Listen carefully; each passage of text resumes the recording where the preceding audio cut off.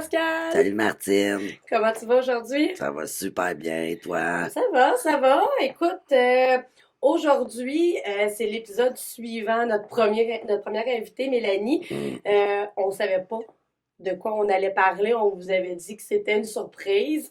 Donc, de quoi on parle finalement, Pascal, aujourd'hui? Ben, dans le fond, aujourd'hui, on va aborder là, les relations égalitaires, les relations dans le fond, là, où est-ce qu'il y a un lien de confiance. Absolument.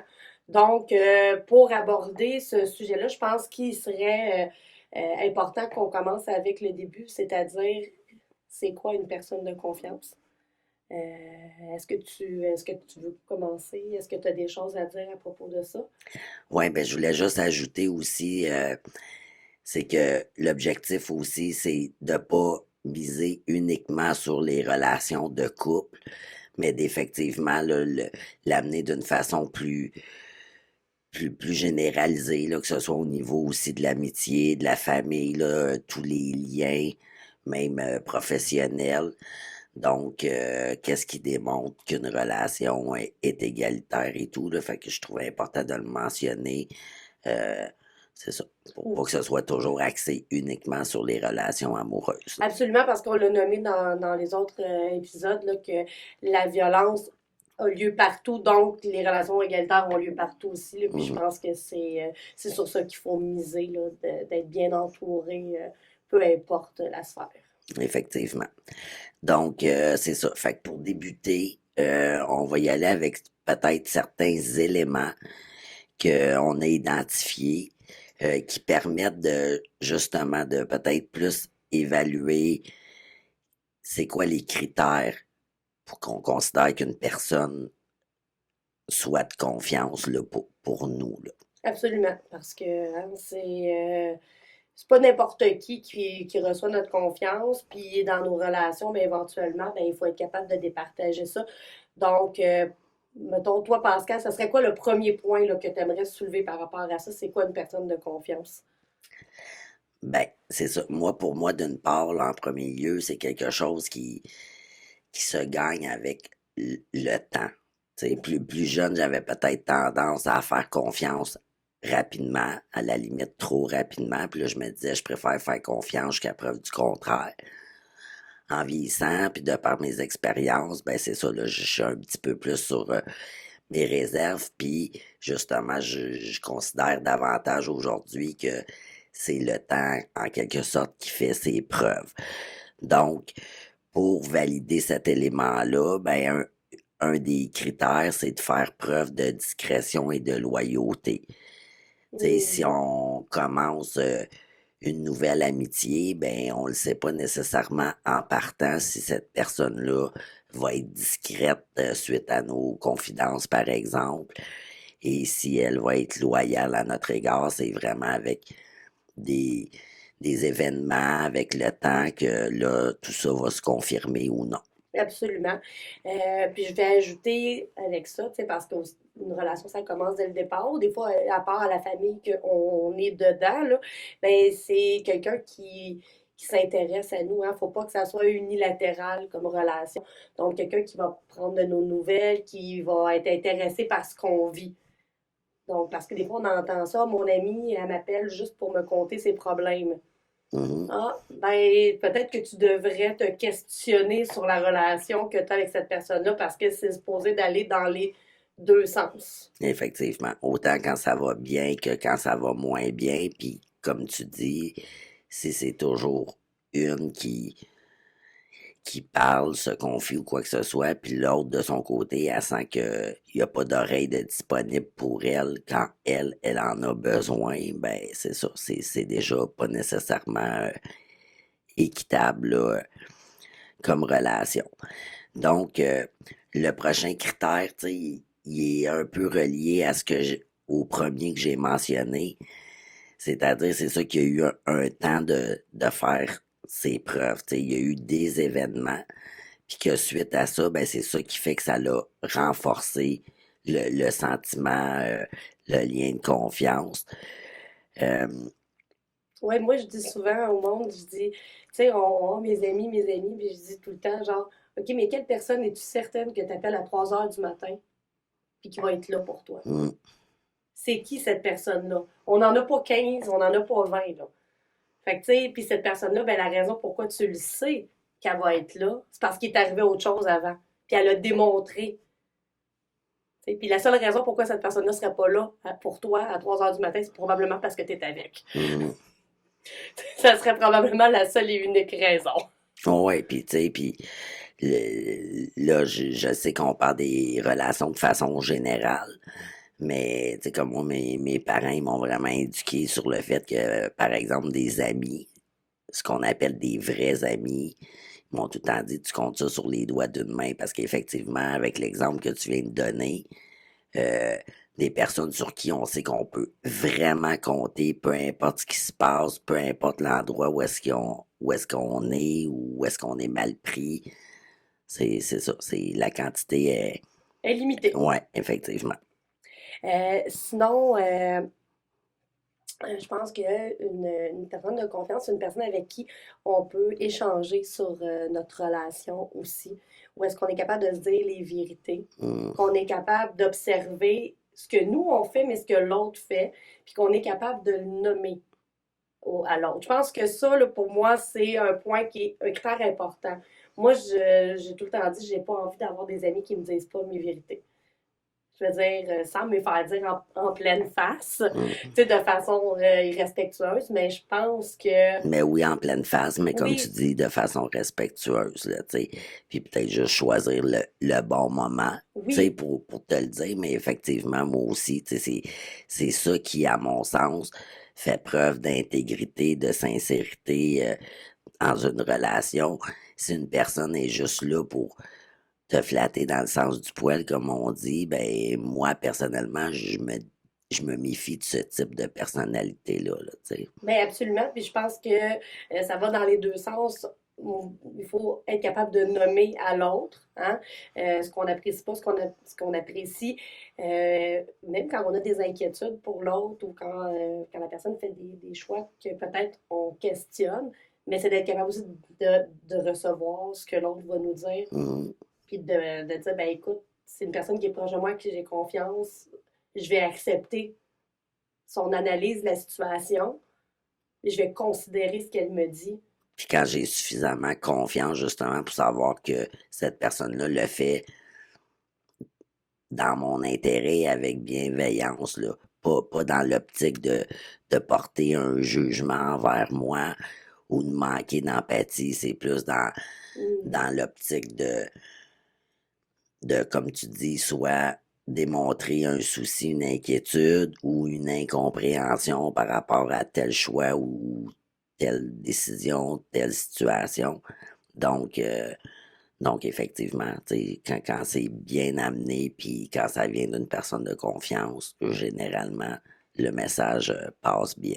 Oui, puis on est plus enclin à faire une introspection, puis à revalider certains éléments de notre vie, là, justement, parce que quand cette personne-là nous en parle, ben, ça nous soulève des questionnements. Mhm. C'est supposé, en tout cas, Oh, ouais, c'est c'est ça. supposé de faire sa job. Ouais.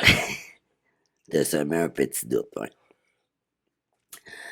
Donc, il y a le temps aussi de la relation.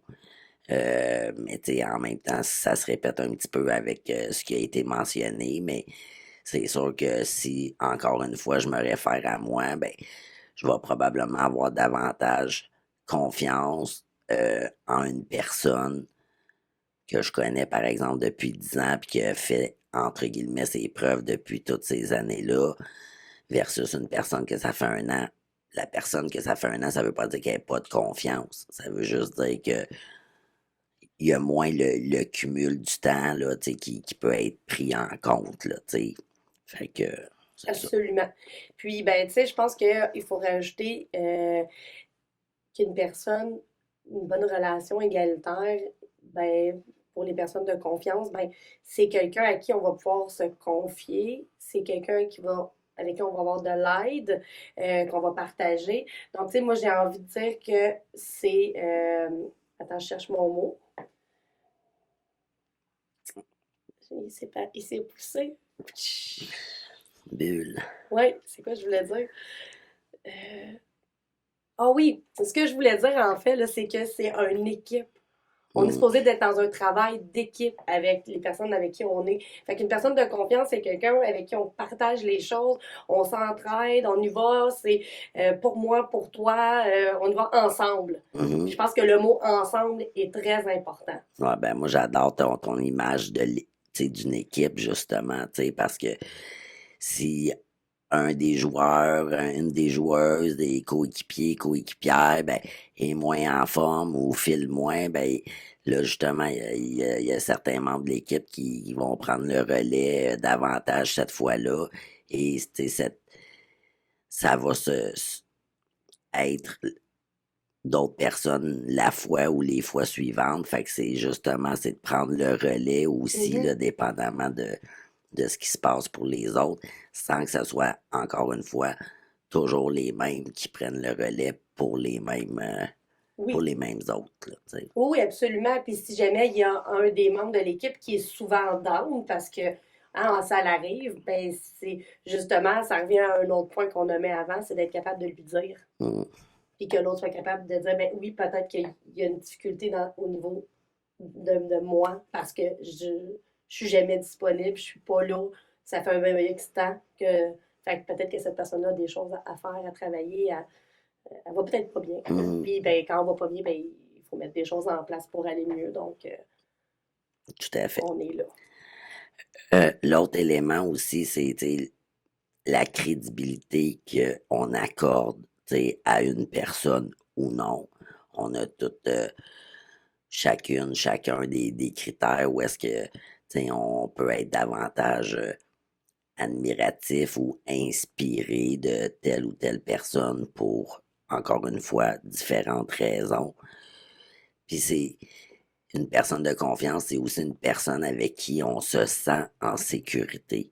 Tu sais, Mhm. c'est ça, qu'on a le sentiment intérieur qu'il n'y a pas de danger, que je suis en confiance, que justement je serai pas trahi, la personne va être loyale, je sais que je peux compter sur cette personne-là, elle a fait preuve d'entraide, c'est ça. Donc, Absolument. Puis, ben, il y en a un que je trouve qui est important. Puis, ben, on fait par référence à la personne, tu sais, qui est fiable, euh, qui fait ce qu'elle dit, puis qui est mm, cohérente. Moi, dans mon langage à moi, c'est les babines qui suivent les bottines. ouais, Hein? Tu sais, je te dis quelque chose, je le fais. Il y a quelque chose, je le mets en place. Tu sais, si je te dis ça, c'est ça ne change pas. Donc, ça, pour moi, c'est un bon indice de la confiance que je peux avoir en une personne.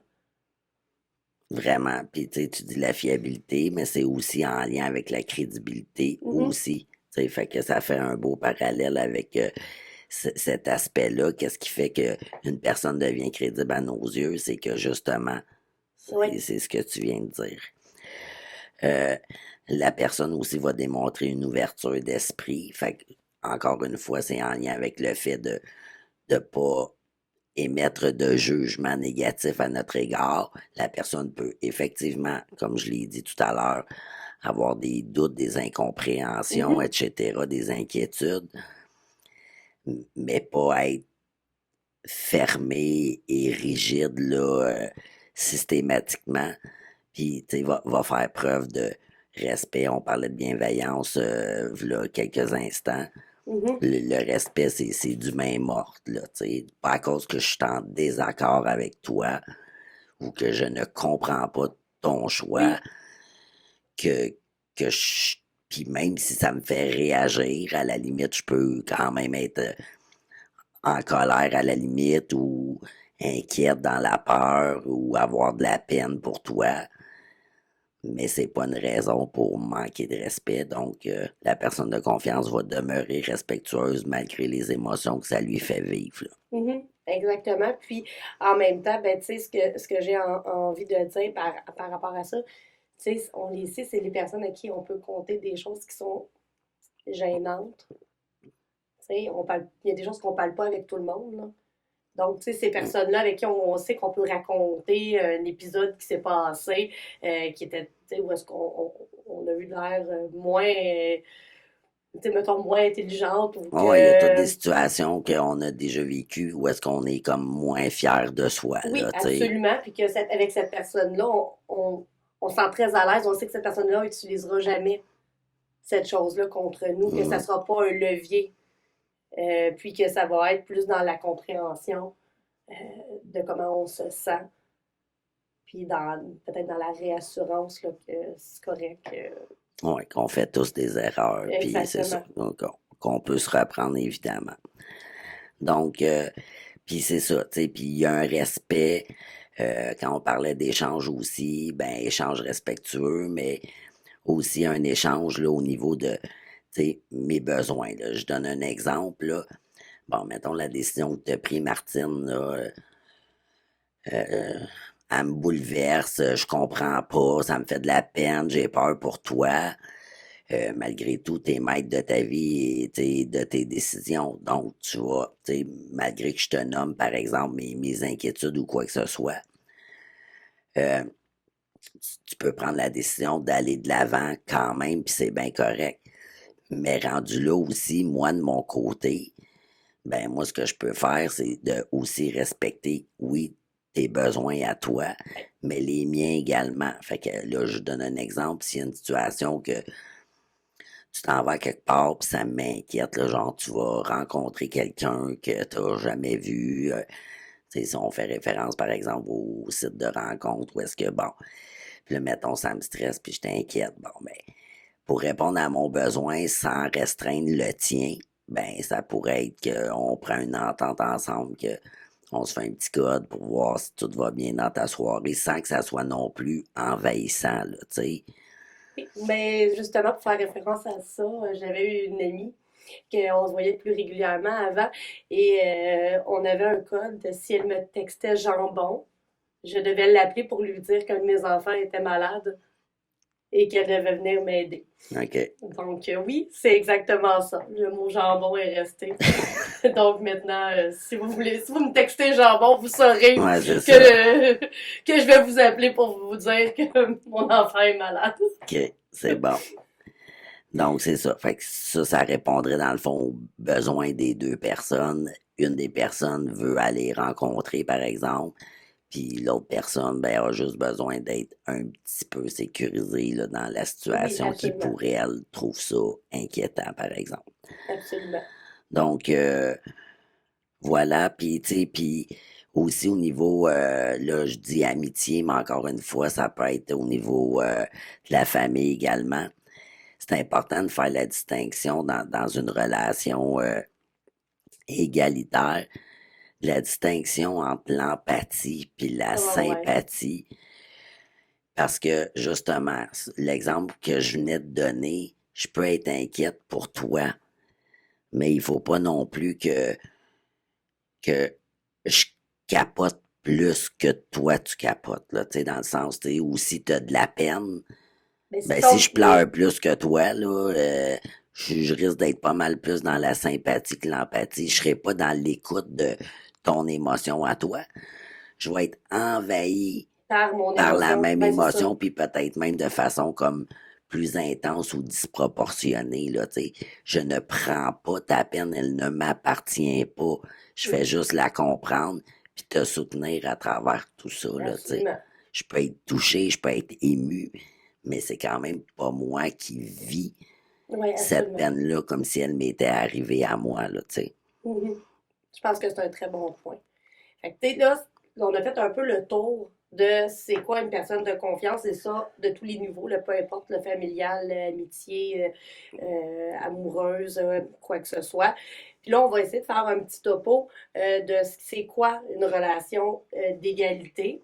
OK? Donc, une relation égalitaire versus une relation de pouvoir et de contrôle. Donc, on va aller d'un côté puis de l'autre pour essayer justement de vous montrer la différence entre les deux. Donc, ça deviendrait peut-être plus clair de dire, ben, c'est quoi? Ben, c'est ça. Ouais. Puis tantôt, tu parlais d'une équipe, là. Bon, ben là, on va se faire un petit match de Ouais. ping-pong ou Mm. de tennis, là, Martine et moi. Elle va nommer un élément, puis moi, de mon côté, ben, je vais dire comme l'inverse. Fait que dans le fond, Martine va s'occuper du volet égalitaire, puis moi, ben, je vais m'occuper du volet, là, plus de quand la relation ne l'est pas égalitaire, où est-ce qu'il y a du pouvoir, du contrôle ou quoi que ce soit. Bon, donc on commence.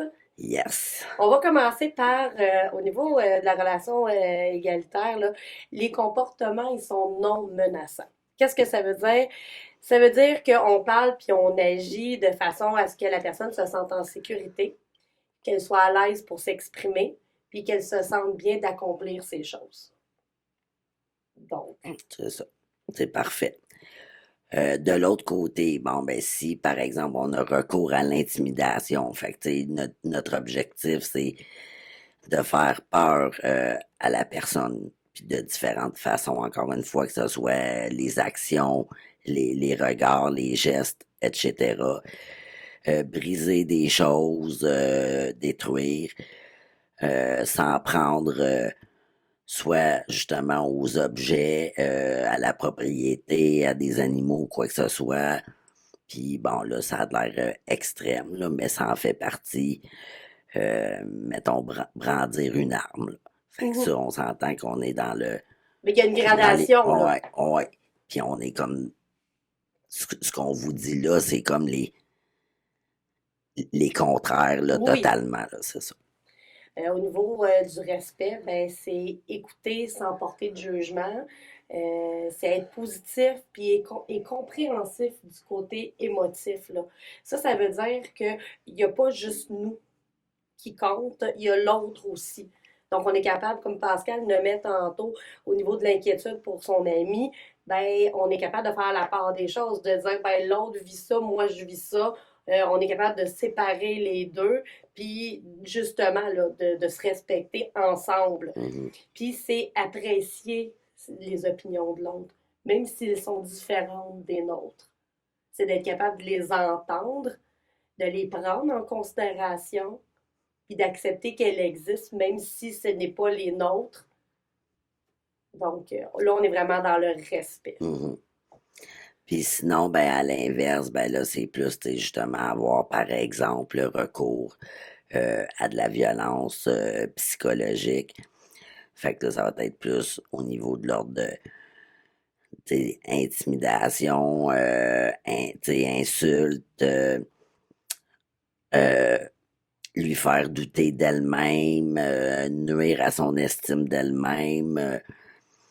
C'est ça. Puis encore une fois, par différents termes, là, tu sais, la folie. L'objectif, c'est de rabaisser, humilier ou de faire sentir l'autre personne coupable là, de ses actions ou de ses décisions. Absolument.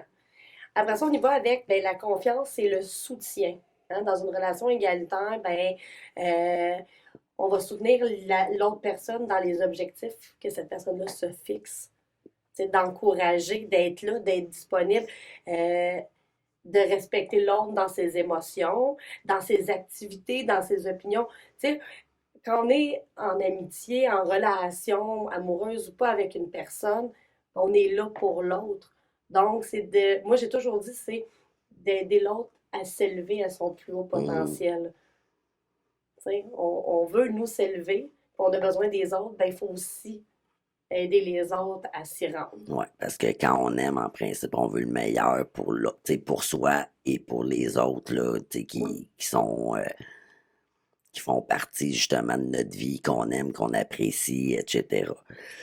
Puis à l'inverse, bon ben là, ça va être davantage au lieu de d'amener l'autre à, à grandir, à, je sais pas, là, j'ai oublié le terme que tu as utilisé, mais c'est ça, tu sais, à à s'élever, développer, c'est ça, son plein potentiel. Là, ça va être plus le recours à l'isolement dans une situation où est-ce qu'il y a plus des inégalités. Donc, surveiller ce que l'autre personne fait, donc être intrusif, invasif, limiter là, justement ses activités à l'extérieur, c'est ça. Fait que justement, tu sais, pour pas qu'elle puisse s'épanouir avec d'autres personnes ou peu importe. Puis en prenant l'excuse que c'est à cause de la jalousie ou c'est à cause de mon insécurité, par exemple, que je veux pas là, que tu Mhm. fasses autre chose que de rester chez toi ou de rester avec moi ou que notre relation, que ce soit amoureuse ou amicale, soit vraiment exclusive. T'as Puis pas le droit d'avoir d'autres amis, là. non, c'est ça. Ouais, tu sais, à l'adolescence, là, des fois, en tout cas, encore une fois, je me réfère à moi, genre, ta best friend forever, puis tu sais, ça en est quasiment comme fusionnel, là, t'es tout le temps ensemble, puis tu te tannes pas, là, mais c'est ça. Absolument. Après ça, il y a l'honnêteté et la responsabilité. Donc, qu'est-ce que ça veut dire, ça, dans une relation égalitaire? C'est d'accepter d'être responsable de soi-même, hein. L'autre, là, n'est pas responsable de nous, là. C'est pas la faute de l'autre si telle affaire, c'est nous, là. Comment moi je gère ma vie, comment je gère mes émotions. Euh, Reconnaître qu'on a pu avoir recours à de la violence, là. Puis là, je parle pas nécessairement là, d'être violent physiquement, là. Je parle que oui, dans des relations, peut-être que des fois, on a utilisé de la manipulation, qu'on a essayé de faire pencher la balance de notre bord. Mais c'est être capable de reconnaître quand on utilise ces moyens-là, quand on a envie de les utiliser pour justement revenir à qu'est-ce qui m'appartient, qu'est-ce qui appartient à l'autre, puis comment je peux passer mon message, puis sans brimer l'autre, puis sans utiliser ces techniques-là. C'est d'être capable de dire qu'on s'est trompé, Mm. que c'est de notre faute, d'assumer et de le dire à l'autre et de communiquer honnêtement puis ouvertement comment on se sent, comment on a perçu les choses, puis demander est-ce qu'on va ensemble. Ça. Puis c'est tout ça qui fait en sorte aussi que, avec les points qu'on a dit tout à l'heure pour la personne de confiance, qui vont amener justement de la crédibilité, une capacité d'introspection, capacité de, tu sais, reconnaître ses torts, se réajuster, agir, tu sais, dans le respect, être capable d'identifier justement nos forces, nos lacunes, puis en étant justement avec cette honnêteté-là envers l'autre, ben je veux dire, ça attire l'autre aussi à avoir davantage confiance Mhm. et à être davantage honnête envers nous aussi. De l'autre côté, dans le fond, c'est ça, là, ça va être de nier, de blâmer l'autre. Tu sais, au lieu de reconnaître ses torts, ben l'inverse, c'est de blâmer l'autre ou les situations. Donc, c'est toujours à l'extérieur de soi, de minimiser, tu sais, les gestes qu'on a en attribuant ça, dans le fond, à l'exagération peut-être émotive de l'autre, plutôt que justement se re-questionner puis dire OK, mais ça se peut que l'autre personne, elle l'ait vraiment vécu comme ça, j'ai pas à décider si c'était grave ou si c'était pas grave ou etc. Donc, c'est ça. Fait que ça, c'est l'inverse, c'est se Mhm. déresponsabiliser. Il n'y a rien qui m'appartient. Le problème vient juste de ton bord, puis that's it. Absolument. Là, on va y aller sur des trucs qui sont peut-être un peu plus de l'ordre, mettons, d'une relation amoureuse, là. Parce que là, je vais parler, mettons, du parentage responsable, là. Donc, ils on parle de la parentalité, là. Donc, c'est de partager les responsabilités parentales. Donc là c'est sûr que ça peut peut-être faire sonner des cloches à du monde. Et j'entends encore souvent que c'est tout le temps la même personne dans un couple qui va avoir la responsabilité des enfants. À l'occurrence, les femmes encore, mais ça tend de plus en plus quand même. Là, les hommes prennent de plus en plus d'espace, puis c'est ce qu'on veut. Mm. Puis donc, on se dit, ben à ce moment-là, dans votre relation, si vous vous rendez compte que c'est pas le cas, ben peut-être que vous êtes dû pour une discussion, hein, de revoir la façon dont vous êtes parent, puis de comment vous pouvez devenir une équipe à la place. Puis c'est d'être aussi en même temps un modèle non violent pour les enfants. Donc, tu sais, si on veut que nos enfants aient des relations égalitaires, ben il faut nous leur montrer.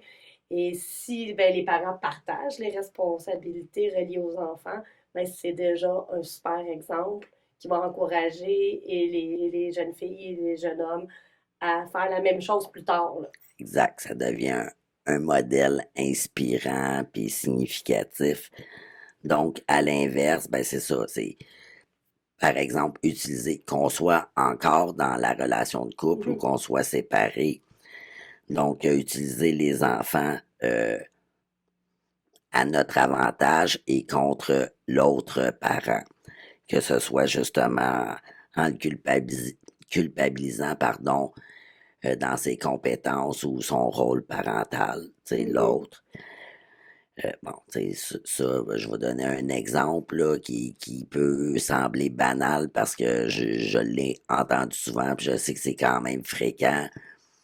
Tu sais, souvent dans les couples, ils vont dire il y a un parent qui est plus laxiste, il est tu sais, moins sévère, puis un qui est peut-être plus sévère, plus autoritaire et tout. Puis des fois, entre les deux parents, ben, il y a ces reproches-là de part et d'autre, Oui, là. absolument. De toi, tu le laisses tout faire, puis toi, ben, c'est le contraire, tu le laisses pas vivre, puis bon, etc. Fait que ça peut être un exemple, là, parmi Puis tant c'est pas d'autres. nécessairement méchamment là, que c'est fait, là. Mais oui, on n'est pas dans une relation égalitaire à ce moment-là. Non, Il faut travailler fort par moment. Par ouais, contre, là, je dis pas que on n'est pas en train de dire que c'est super facile, là. non, non.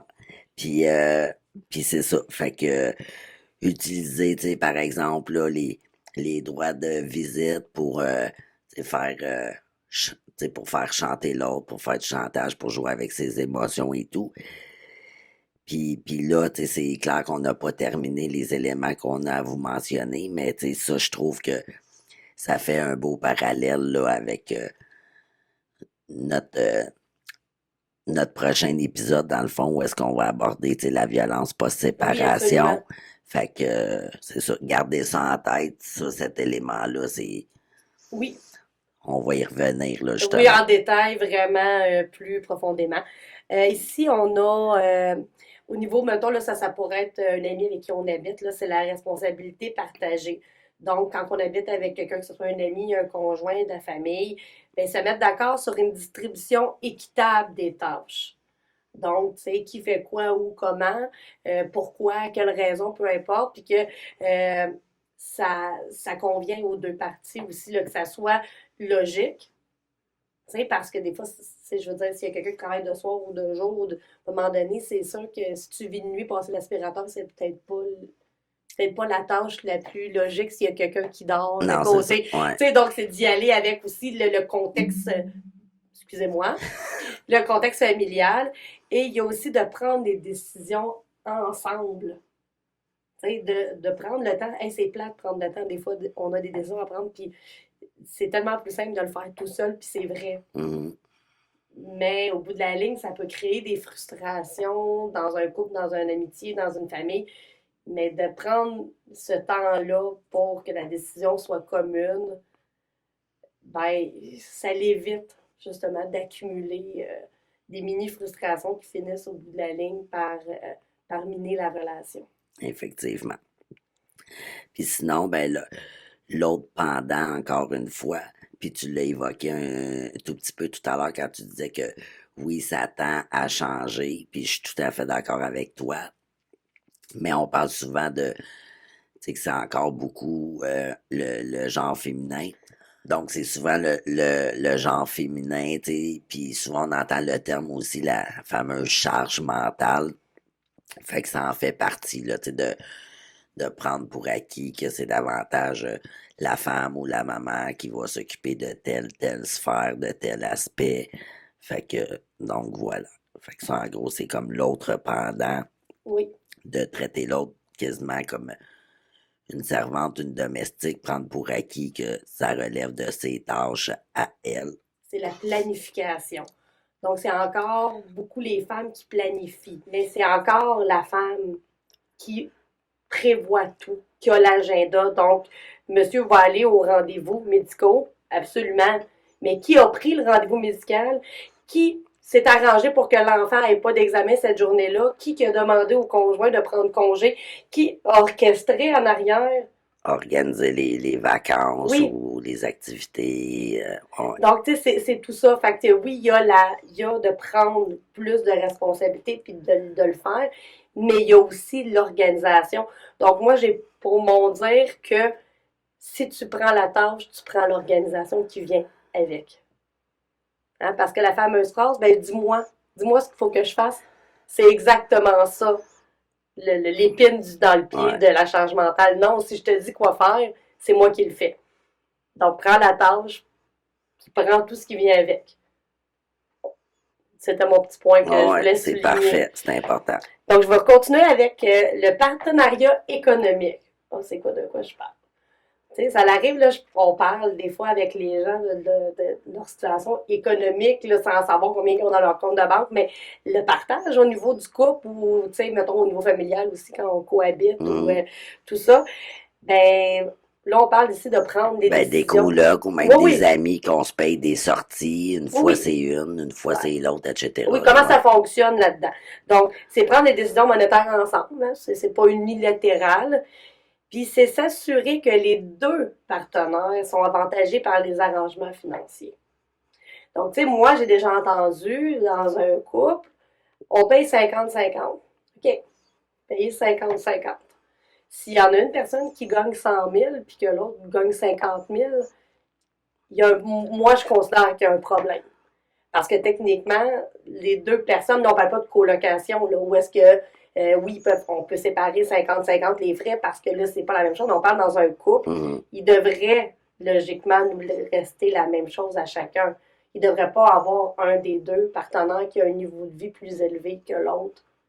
Ou sans que ça soit le même montant, mais mettons, il devrait nous rester peut-être le même ratio, le même Oui, pourcentage, par exemple, sur nos payes. Là, mettons, on oui, investit tous les deux, je sais pas moi, 20% de notre revenu pour l'hypothèque. Bon, mais c'est ça. Fait que ça fait en bout de ligne que celui qui gagne 50 000, son 20%, le montant va être moins, mais ça va être oui, un 20% proportionnel à ses revenus au même exactement. titre que l'autre, là, ouais. Mais c'est ça, parce que sinon, ça finit par créer une inégalité, puis ben, c'est pas l'objectif là, d'une relation égalitaire. Là. J'ai envie d'y aller même avec, tu sais, au niveau des amitiés.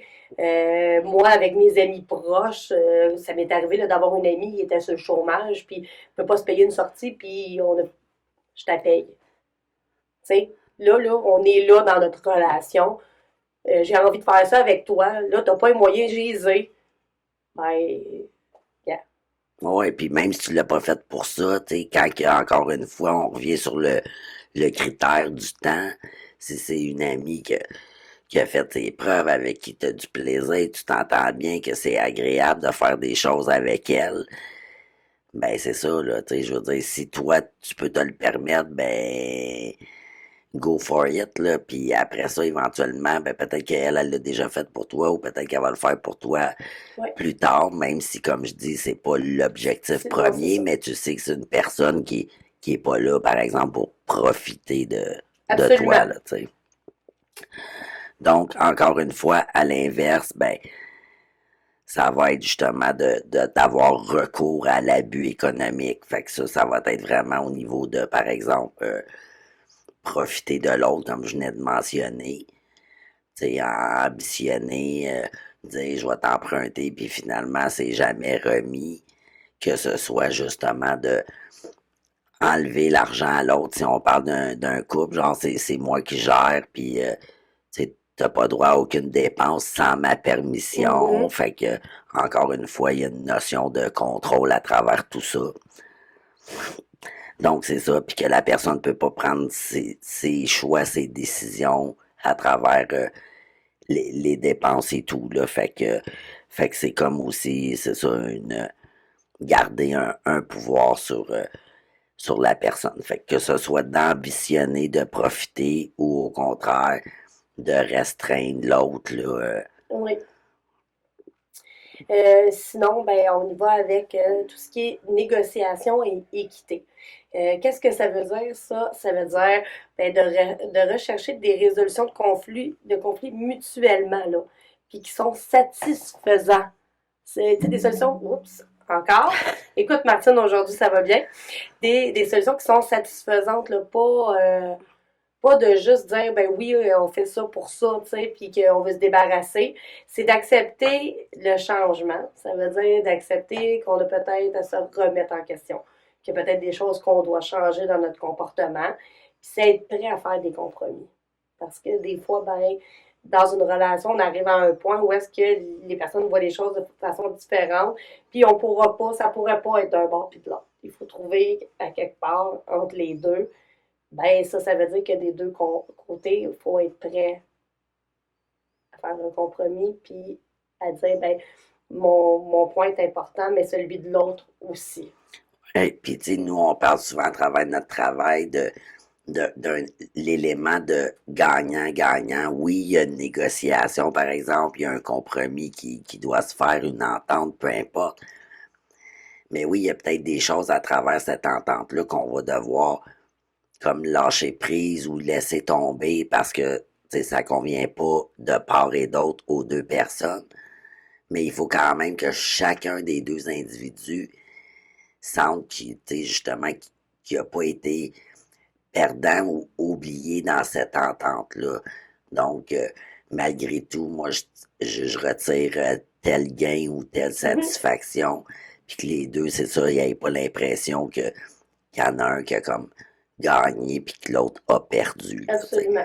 fait que c'est pas gagnant-perdant, et ce n'est pas non plus perdant-perdant. Quand on dit gagnant-gagnant, c'est que oui, il y a des choses qu'on laisse aller, mais que en bout de ligne, on en retire quand même chacun une satisfaction. Absolument.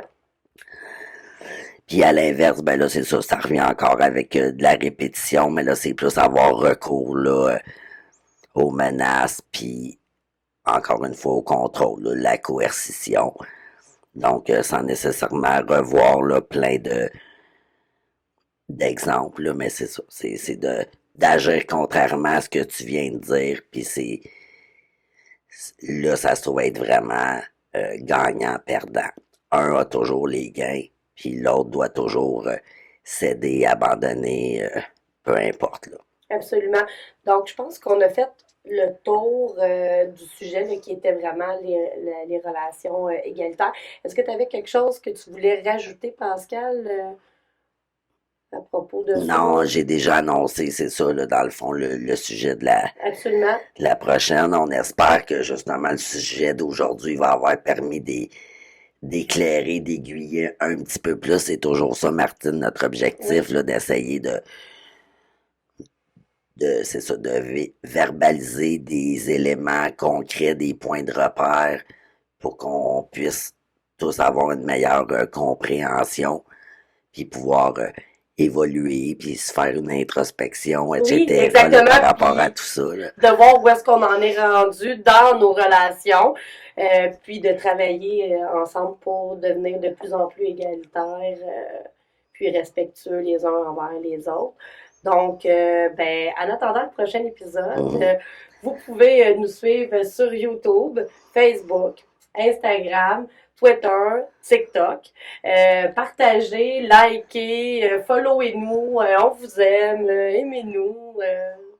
Donc, Ça. Sinon, on se dit, prenez soin de vous. à la semaine prochaine. Bye. Bye.